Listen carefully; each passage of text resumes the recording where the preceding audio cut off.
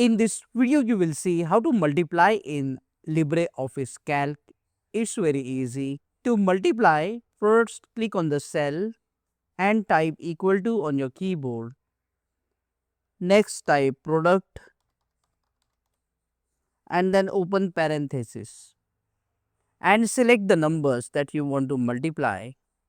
Close the parenthesis and press enter on your keyboard. So this is one method.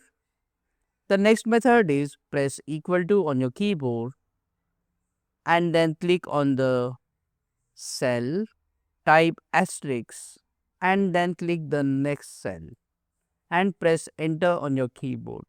You can also use this formula bar. In the formula bar, you can just type equal to and then click on the cells you want to multiply.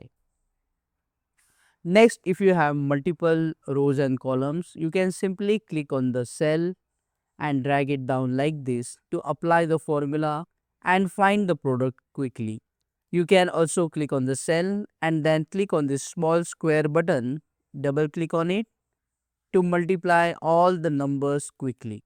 Click on that like button, comment below and let me know if this video solved to your problem.